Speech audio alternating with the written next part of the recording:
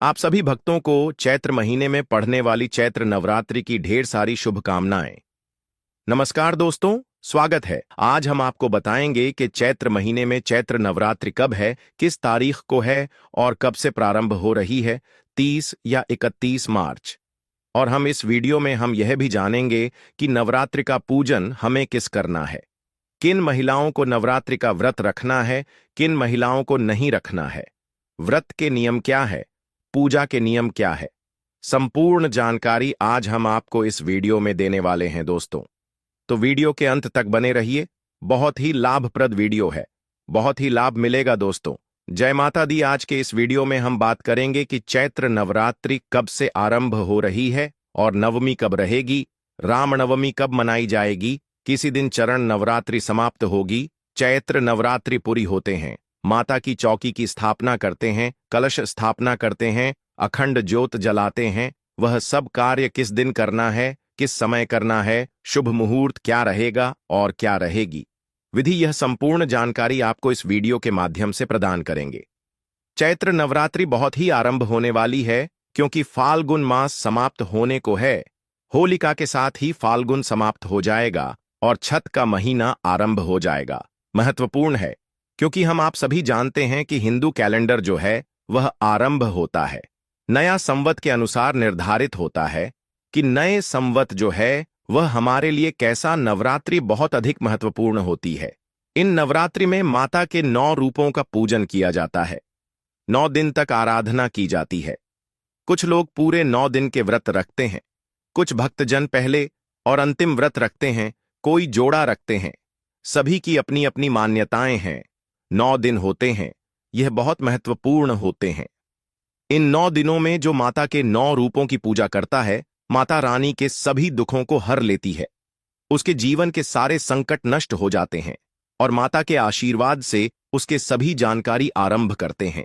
आने वाली चैत्र नवरात्रि से संबंधित कि कब है चैत्र नवरात्रि और पूजा विधि, घट स्थापना आदि आपको कब कैसे। निवेदन है कि यदि वीडियो थोड़ा सा भी अच्छा लगे, उपयोगी लगे, उसे एक बार लाइक अवश्य कर दीजिएगा। आपका एक लाइक हमारे लिए बहुत महत्वपूर्ण होता है। हम यहां पर जो भी जानकारी देती है शास्त्रों पर आधारित होती है, पुराणों में वर्णित होती है और पंचांग के अनुसार ही हम आपके व्रत, तिथि और मुहूर्त तरीके से नहीं की जाती है। सही जानकारी प्राप्त करने के लिए चैनल के साथ जुड़े रहे। नए हैं तो उसे सब्सक्राइब कर लीजिए।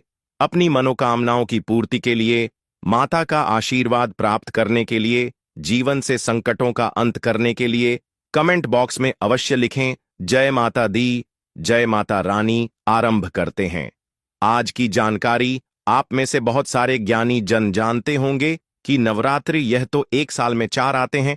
2 गुप्त नवरात्रि होते हैं और 2 जो सार्वजनिक रूप से मनाया जाते हैं, उजागर हैं। आप जानते हैं, एक नवरात्रि जो आने वाला है, जब नया संवत आरंभ होता है, पहला नवरात्रि चैत्र नवरात्रि होती है, वह गुप्त नवरात्रि होती है, वह आरंभ होती है। तीसरी जो नवरात्रि है वह अश्विन नवरात्रि है। नवरात्रि के रूप में जानते हैं शारदीय है, वह दिवाली से पहले आती है, दशहरे पर जिसका समापन होता है नवरात्रि आती है, जो कि श्राद्धों के बाद और दशहरे के बीच में 9 दिन का त्योहार होता है। नवरात्रि के रूप में भी जाना जाता है क्योंकि अश्विन मास में आती है और एक आती है माघ मास की नवरात्रि जो है वह गुप्त नवरात्रि होते हैं। इसमें असर नवरात्रि और माघ नवरात्रि जो है वह गुप्त नवरात्रि कहे जाते हैं। और आने वाला जो चैत्र नवरात्रि है और आश्विन मास में जो शादी नवरात्रि है, यह दोनों ही हर्षोल्लाह से मनाए जाने वाले नवरात्रि जो आने वाला नवरात्रि है ना, यह बहुत अधिक महत्वपूर्ण होता है। इसके कारण नवरात्रि से नए संबंध आरंभ होता है। नया पंचजी नवरात्रि है, जिससे यह निर्धारित होता है, जो यह बताता है कि आने वाला साल कैसा होगा। क्यों? क्योंकि जिस दिन नया संवत आरंभ हो रहा है, उसे दिन कौन सा ग्रह कहाँ है, किस ग्रह की क्या पोजीशनिंग है, उसके अकॉर्डिंग ही निर्धारित होता है कि पूरी दुनिया में क्या घटित होने वाला है, कौन इस वर्ष का राजा रहेगा, कौन सा गृह मंत्री रहेगा, किस प्रकार से यह साल आपके लिए लाभप्रद रहेगा या हानिकारक रहेगा, सबके लिए क्या लेकर आने वाला। और यह हम इधर उधर की बातें नहीं कर रहे हैं, पुराणों में हमने पढ़ा है इन चीजों को। और जो ज्योतिष की गणना है वह 24 के चैत्र नवरात्रि की गणना जो बताती थी उसके अनुसार 2024 घटित हुआ है। तो लिए सबसे पहले जानते हैं कि आपको चैत्र नवरात्रि के पहले दिन क्या करना चाहिए, किस प्रकार से आप माता का आशीर्वाद प्राप्त कर सकते हैं। नवरात्रि के पहले दिन आपको कलश स्थापना करने चाहिए। कलश स्थापना के साथ खेतड़ी बोलते हैं, चौबारे बोलते हैं, वह बोले चाहिए। माता की चौकी की स्थापना करनी चाहिए, यह विधि जान लेते हैं। और अगर आप अखंड ज्योति, वह भी बहुत उत्तम मानी जाती है। अखंड ज्योत, खेतड़ी तथा कलश स्थापना, यह 3 प्रमुख कार्य हैं जो आपको प्रथम दिन करने चाहिए और साथ ही आपको व्रत पूजन आदि का संकल्प करना चाहिए। इसकी विधि जाने उससे पहले आवश्यक है कि यह सामग्री बताएं आपको कि क्या क्या सामग्री आपको इस दिन लगेगी, जो आप समय से लेकर प्रथम नवरात्रि का आता है, जिसमें जावरा बन के लिए एक मिट्टी का पात्र या फिर घड़ा लेना चाहिए। मैं रिश्ता डाला जाता है तो रीता लेगा। कुछ लोग चिकनी मिट्टी ले आते हैं, उसमें उगता नहीं है तो मिक्स लेकर आएगा या केवल राहत लेकर आइएगा। 1 मुट्ठी जौ ले आएगा, 1 मुट्ठी जौ। अगर कोई ना दे तो 50 ग्राम जो काफी रहेंगे, या अधिक से अधिक 100 ग्राम दे दीजिए। पूजा के लिए मां दुर्गा की तस्वीर या फिर मूर्ति ले लीजिएगा। अखंड ज्योत जलाने के लिए एक पात्र चाहिएगा। एक बात भी चाहिए कि थोड़ी हुई ले लीजिएगा। अखंड ज्योत आप चाहे तो किसी बड़ी कटोरी में भी बनाकर जला सकते हैं, अन्यथा आप एक बड़ा दीपक ले सकते हैं। अखंड ज्योत जलाने के लिए अगर आप 9 दिन तक जलाना चाहते हैं तो उसमें करीब 1 किलो की कम से कम लगेगा, तो वहां आप लेकर रख लीजिएगा। कलश स्थापना के लिए कलश ले लीजिएगा। मिट्टी का काला सांप ले सकते हैं। मिट्टी का कलश नहीं तो आपके पास किसी धातु का कलश यदि आपके पहले से है, लौट आदि को भी कलश के रूप में आप घर में प्रयोग में ला सकते हैं। स्थापित करना है जहां पर जाता वाला नारियल मिल जाता है, इसमें पानी भी निकलता है, तो वह प्रयोग में आता है। दिया की बात करेंगे, दूर दराज के क्षेत्र की बात करेंगे तो वहां पानी वाला नारियल नहीं मिलता है, वहां नारियल मिलता है पर वह सूखा नारियल मिलता है। आप वह नारियल भी प्रयोग में ला सकते हैं क्योंकि वहां वही उपलब्ध होता है। वैसा नहीं है कि कोई बोली कि नहीं जाता वाला पानी वाला नारियल ही लगेगा। जिन क्षेत्रों में उपलब्ध नहीं होता है, नारियल भी ले सकते हैं, तो नारियल इसमें लगेगा। नारियल पर लपेटने के लिए लाल वस्त्र ले लीजिएगा, चुन्नी ले लीजिएगा। कलश के अंदर क्या चीज डालेंगे? माता लक्ष्मी की सदा आपके घर में विद्वान रहती है, इसीलिए यह बहुत आवश्यक है। हल्दी की गांठ डाल दीजिएगा। चांदी का एक सिक्का ले लीजिएगा या सामान्य सिक्का भी ला सकते हैं जो प्रयोग में उसमें डालेंगे। अक्षय तुंगी सुपारी उसके अंदर डाली जाएगी और थोड़ी सी दूर्वा उसके अंदर डाली जाएगी। यह सामग्री है जो आपको कलश के अंदर डालने के लिए लेकर आएंगे। एक लकड़ी की चौकी अभी आपके पास हो तो बहुत स्थापित करेंगे। चौकी पर बचाने के लिए आपको एक बूस्ट जरूर ले लेना है। आप चाहे तो पीले रंग का ले सकते हैं, लाल रंग का ले सकते हैं। इसके अलावा आप और कोई रंग ना ले तो अच्छा रहेगा। माता के श्रृंगार की सामग्री आपको अवश्य लानी है। माता के श्रृंगार में सुंदरी लेना है। चूड़ियां ला सकते हैं, लिपस्टिक ला सकते हैं, बिंदी ला सकते हैं। कुमकुम रोली आई तो आपको चाहिए यह सामान श्रृंगार के रूप में माता को अर्पित करेंगे, वह सब आएगा। पूजा के लिए आपको क्या चाहिए? पूजा के लिए रोली मौली, इलायची, धूप दीप, भोग लगाने के लिए मिठाई भी ले सकते हैं, या फिर आपने जो भी भोग लगाया है आप उसे बुक को माता की पूजा में ले सकते हैं। और अधिक कुछ ना मिले तो और रतुफल ले लीजिएगा, ड्राई फ्रूट भी ले लीजिएगा। यह सामग्री है जो आपको प्रथम दिन जब आप पूजन आरंभ करेंगे तो आवश्यकता होगी, क्योंकि आप कलश स्थापना भी करेंगे। आप कल स्थापना के साथ माता की अखंड ज्योत जलाएंगे तो दीपक बाती ले लीजिएगा। पूजा के लिए बैठेंगे, एक लोटा लीजिएगा, तांबे का या पीतल का, उसमें पहले गंगा जल डालिएगा, उसके बाद आप शुद्ध जल से उसको भर लीजिए। गए। अब हम पूजन की तरफ आगे बढ़ते हैं कि आपको कैसे पूजन करना है, कैसे स्थापना करनी है। सबसे पहले तो उसे स्थान का पवित्र कारण होता है जहां पूजन करेंगे। जो आप लाए हैं वह सब का शुद्धिकरण होता है, पवित्रीकरण होता है। तो आप पूर्व दिशा की ओर मुख करके बैठ जाए। सबसे पहले हम उसे स्थान का शुद्धिकरण करेंगे जहां पर हम चौकी की लगाएंगे माता की पूजा के लिए। उसके लिए आपको थोड़ा सा जल ले लेना है सामग्री पर, और आसपास जो भी स्थान है जहां पूजा करनी है उसे सब पर वह जल पुष्प से छिड़कना है और मित्रों का उच्चारण करना है। इस प्रकार हम उसे जगह का शुद्धिकरण कर लेंगे। प्रकार से आप सभी स्थान को पवित्र कर रहे हैं। शुद्ध कर रहे हैं। सामग्री को अपने शुद्ध कर लिया है। अब आप चौकी लगाइए। माता की चौकी पर सफेद या पीला वेस्ट बिछाइए। ये चौकी नहीं है, तो जो भी उपयुक्त स्थान है जहां पर आप जो चलने वाले हैं, खिचड़ी होने वाले हैं या कल स्थापित करने वाले हैं, उन पर सबसे पहले माता की तस्वीर को हम स्थापित करेंगे। माता को विराजमान करेंगे। अक्षत लीजिए, माता को आसन के रूप में आकर दीजिए और वहां पर आप माता की तस्वीर या प्रतिमा जो भी आपके पास है वहां रख दीजिए, विराजमान कर दीजिए।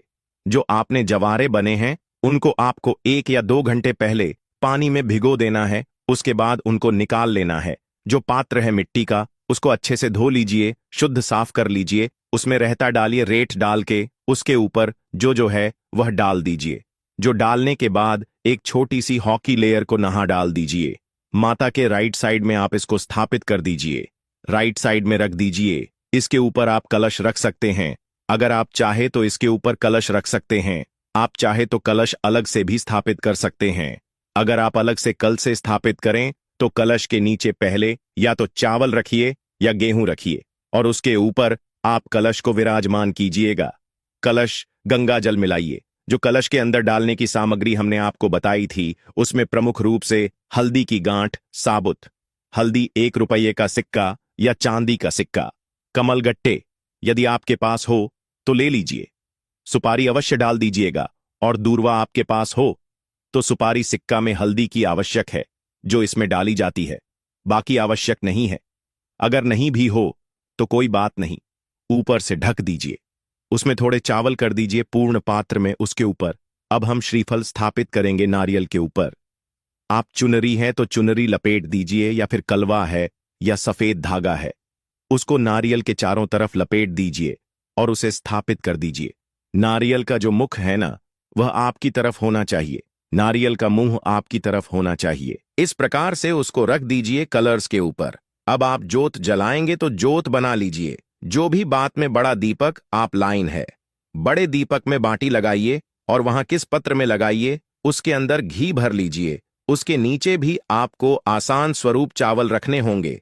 जहां पर आप ज्योत स्थापित करेंगे, जो कि हमें 9 दिन तक चलानी है, तो उसे ज्योत के नीचे आपको आसन स्थापित करना है। आसन के रूप में आप चावल ले लीजिए, थोड़े चावल रखिए और उसके ऊपर ज्योत को स्थापित कर दीजिए। भगवान गणेश की प्रतिमा स्थापित कीजिए। इस प्रकार से यह पूजा के लिए आपकी संपूर्ण जो वस्तुएं हैं, आवश्यक प्रक्रिया है, वह पूर्ण हुई है। अब हम पूजन आरंभ करेंगे।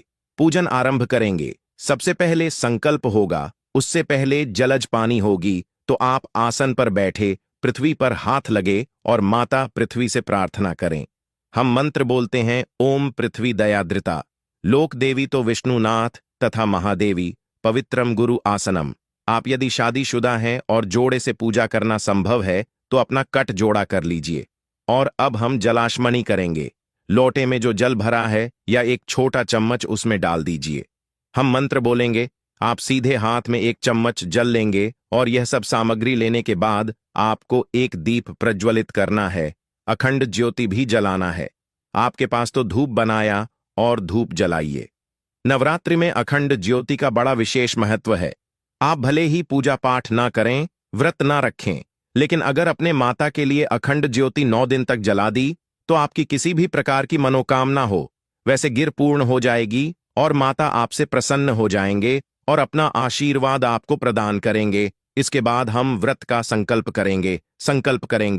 संकल्प करने के लिए अपने सीधे हाथ में जल लीजिए, अक्षत लीजिए, 1 रुपये का सिक्का कम से कम रखिए। ओम श्री विष्णु श्री विष्णु श्री विष्णु 3 बार बोलिए। अपना नाम, अपना गोत्र, जिस स्थान पर बैठकर आप संकल्प कर रहे हैं वहां का मकान नंबर, क्षेत्र का नाम, शहर का नाम, चैत्र माह से शुक्ल पक्ष, आयाम, पुण्यतिथि प्राप्त है, चैत्र नवरात्रि स्थापना, अखंड ज्योत स्थापना, व्रत पूजन संकल्पम, संकरी से मुझे श्री विष्णु शरण शरण संकल्प माता के चरणों में अर्पित कर दीजिए। इसमें आप जो भी कर रहे हैं हमने सारी चीज बोली है। आप जो कर रहे हैं, व्रत कर रहे हैं तो व्रत के बारे में बोलिएगा। पूजन कर रहे हैं, पूजन के बारे में, उसका वर्णन भी आपको संकल्प में करना चाहिए। संकल्प एक आवश्यक प्रक्रिया है, तो उसका लाभ नहीं मिलता है। संकल्पित होकर ही पूजन करना चाहिए। इस प्रकार से है जैसे आप अपने खाते में पैसे जमा करेंगे, तभी आपके पैसे आपके खाते में जाएंगे, ना यदि आप ऐसे ही किसी के खाते में जाएंगे।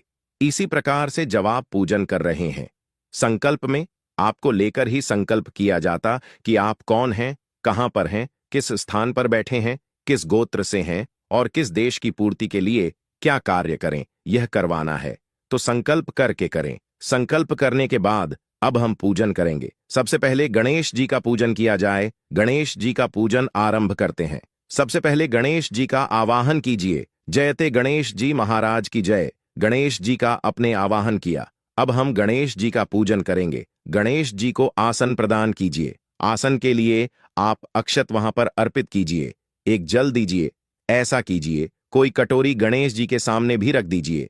सभी जगह पर एक पत्र रख दीजिए। एक चम्मच से जल छोड़ने जाएगा। इसके बाद आपको गणेश महाराज गैरोली कुमकुम से तिलक लगाना है, धूप दिखाना है और एक फूलों की मामला अवश्य ही चढ़ा देना है। इसी के साथ साथ आपको गणेश जी को लड्डू का भोग लगाना है, क्योंकि गणेश जी को लड्डू बहुत ही अत्यंत प्रिय हैं। इस प्रकार आप गणेश जी गजानन महाराज की पूजा कर लेंगे। इसके बाद आपको माता का पूजन करना है, माता का पाठ करना है। पूर्ण श्रद्धा भाव से महिलाएं नवरात्रि का व्रत रखती हैं। इसके अलावा पुरुष भी नवरात्रि का व्रत रख सकते हैं। नवरात्रि के व्रत में फलाहार कर सकते हैं। कुछ लोग होते हैं जो बिना फलाहार के ही व्रत रखते हैं, तो वह आप अपने हिसाब से रख सकते हैं। व्रत में आपको किसी भी प्रकार के तानसेन पूजा का प्रयोग नहीं करना है। आपको व्रत में हमेशा ब्रह्मचर्य का ही पालन करना है। किसी गरीब को सताना नहीं है और हो सके जितना हो सके दान करना है। दान का नवरात्रि के दिनों में बड़ा विशेष ही महत्व है, इसलिए इस दिन हमें दान करना है। पूजा पाठ करने के साथ साथ दोस्तों, हमें इस बात का भी ध्यान रखना है कि हमें नवरात्रि के 9 दिन तक मनाई जाती है। इन 9 दिनों में हमें घर में किसी प्रकार का लड़ाई झगड़ा क्लेश नहीं करना है और शाम के समय और सुबह के समय माता की आरती करना है। आरती में आप कपूर लेकर एक दीपक में रख लीजिए और प्रसाद के रूप में आप मिठाई लड्डू ले लीजिए और सुबह शाम माता की 9 दिनों तक आरती कीजिए और 9 दिन कम से कम 9 कन्याओं को भोजन करवाइए। 9 कन्याओं को अगर आपने भोजन कर दिया तो समझो नव दुर्गा माता ने आपके घर पूजन कर लिया। भोजन करने के बाद 9 कन्या को दक्षिण के रूप में कुछ न कुछ दीजिएगा और उन्हें एक चुन्नी लाल कलर की चुनरी माता की चुन्नी कन्याओं को अर्पित कीजिएगा। पैर छूकर उनका आशीर्वाद लीजिए और जो आपने कलश स्थापित किया था उसे कलश को किसी पवित्र नदी में जाकर स्थापित कर दीजिए। इसी के साथ आपको माता के जो मूर्ति है उसको घर में नहीं रखता है, उसे मूर्ति को आप किसी पवित्र नदी में जाकर कलश के साथ में ही विसर्जित कर दीजिएगा। माता का भंडारा कीजिए और आपकी जो भी मनोकामना है वह माता लक्ष्मी, माता वैष्णो जरूर ही पूर्ण करेंगे। चलिए दोस्तों, अब जान लेते हैं कि पूजा का शुभ मुहूर्त क्या रहेगा। चैत्र नवरात्रि 2025 का शुभारंभ 30 मार्च 2025 रविवार से होगा और समापन 6 अप्रैल 2025 रविवार को होगा। इस वर्ष नवरात्रि 8 दिनों की होगी, क्योंकि अष्टमी और नवमी तिथियां एक ही दिन पड़ रही हैं। कलश स्थापना का शुभ मुहूर्त 30 मार्च 2025 को सुबह 6:13 से 10:22 तक अभिजीत मुहूर्त, दोपहर 12:01 से 12:50 तक।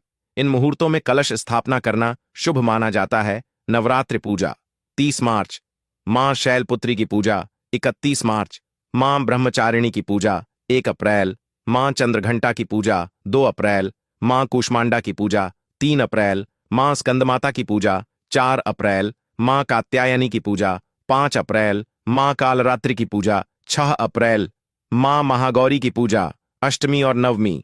इस वर्ष मां दुर्गा का आगमन और प्रस्थान दोनों हाथी पर होगा, जिसे शुभ संकेत माना जाता है। हाथी पर मां के आगमन से धन धान्य में वृद्धि होती है। नवरात्रि के दौरान मां दुर्गा के 9 स्वरूपों की पूजा अर्चना करने से भक्तों की मनोकामनाएं पूर्ण होती हैं। दोस्तों, आपको इन 9 दिनों में नवरात्रि माता का आशीर्वाद जरूर ही प्राप्त होगा। आपकी मनोकामना से गिरी पूर्ण होगी। आपको वीडियो कैसी लगी दोस्तों? कमेंट में हमें जरूर बताएं और कमेंट बॉक्स में सब चीज श्रद्धा आपसे लगता है जय माता रानी, जय माता लक्ष्मी, जय माता वैष्णो, जय माता दुर्गा। आपकी समस्त मनोकामना पूर्ण हो। दोस्तों, चैनल पर नया तो चैनल को सब्सक्राइब जरूर कर दीजिएगा ताकि इसी प्रकार की और भी ज्ञानवर्धक जानकारी हम आपको सीधे नोटिफिकेशन के माध्यम से प्राप्त कर सके। वीडियो के अंत तक बने रहने के लिए आप सभी का धन्यवाद दोस्तों। मिलते हैं नेक्स्ट वीडियो में, तब तक के लिए नमस्कार।